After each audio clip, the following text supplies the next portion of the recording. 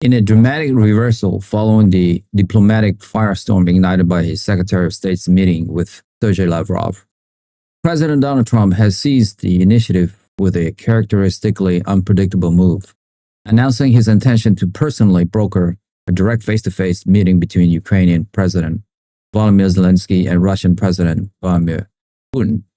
The announcement, made from the Rose Garden of the White House, comes amid a backdrop of intense criticism over the administration's handling of the Lavrov summit and represents a high-risk gambit to regain control of the narrative.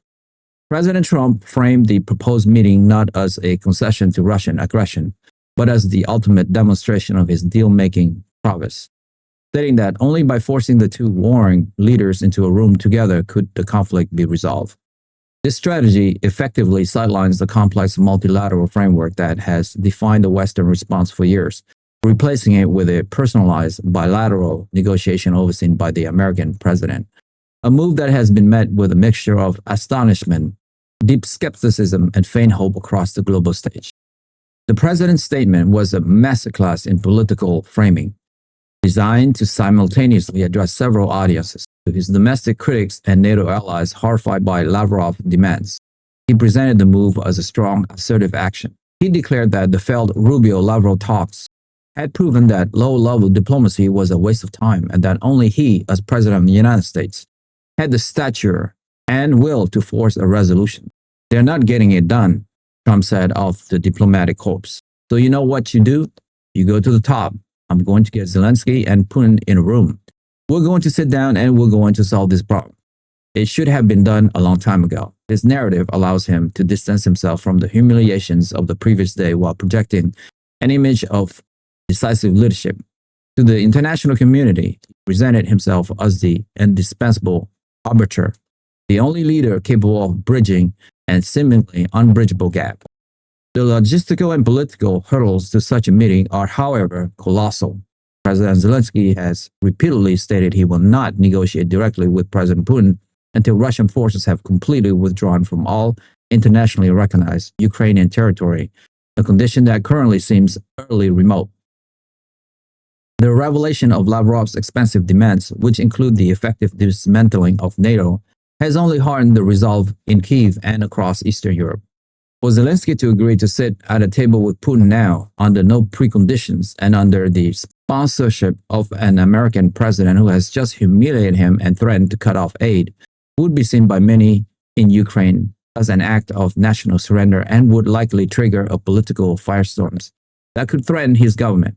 His office issued a terse, non-committal response to Trump's announcement, stating only that President Zelenskyy remained committed to the peaceful restoration of Ukraine's territorial integrity and sovereignty within its internationally recognized borders, and that he appreciates any efforts directed toward achieving a just peace.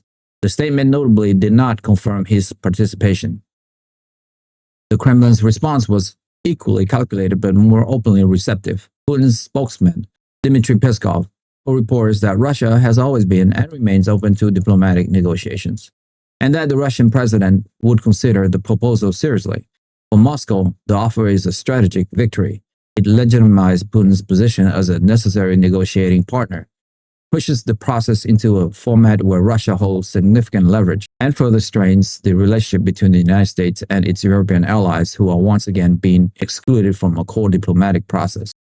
A direct Zelenskyy-Putin meeting, especially one brokered by an American president openly skeptical of NATO, would represent the culmination of years of Russian efforts to break the Western consensus and deal with Ukraine on a bilateral basis, effectively denying it the protective umbrella of its alliance. Behind the scene, the announcement has triggered a frantic flurry of diplomatic activity. Secretary of State Marco Rubio, whose standing was damaged by the Lavrov debacle, has been tasked with the near-impossible mission of convincing Zelenskyy to attend.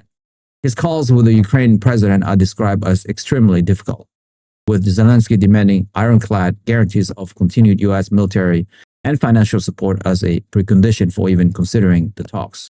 Simultaneously, emissaries from the White House are engaging with Turkish President Recep Tayyip Erdogan and the leadership of Saudi Arabia to host the potential summit, with the neutral grounds of Riyadh and Istanbul emerging as the most likely venues. This outsourcing of logistics underscores the lack of trust from all parties involved and the desire for a mediator perceived as more neutral than the current U.S. administration. The ultimate success or failure of Trump's plan hinges on the fundamental questions of leverage. By threatening to withdraw aid, Trump believes he can force Zelenskyy to the table. By offering the prospect of sanctions relief and a seat at the table, he believes he can moderate Putin's demand. However, he is navigating a minefield. If the meeting occurs and fails, and most experts predict it would given the vast chasm between the two sides' position, the United States will be seen as having directly facilitated a propaganda victory for Moscow and accelerated the demise of Ukraine. If it does not occur because Zelenskyy refused, Trump can blame Ukrainian intransigence for the continued war and justify his withdrawal of support. The announcement itself, therefore, is less about a genuine desire for peace and more a tactical maneuver to control the political fallout from the Lavrov meeting and position the American president, regardless of the outcome, as the only leader bold enough to try to stop the fighting. Many of my listeners, like 70%, have subscribed to my YouTube channel. And so many of you don't even know that you haven't subscribed. And that is actually what makes the show go on. It's almost like you're making a donation to the show. So that's why I ask again and again, because it enables us to grow and grow and grow. And we're going for the long haul here. And listen, if this is your first time listening to World Global Conflict, you don't have to subscribe. You guys, your first ones on me. But if you have to watch this show before, it's like you are freeloaded now. So all I would ask you is, if you have seen this show before and you like it, help me, help my team here, hit that subscribe and like button now. And we will continue to build this show for you. That I swear.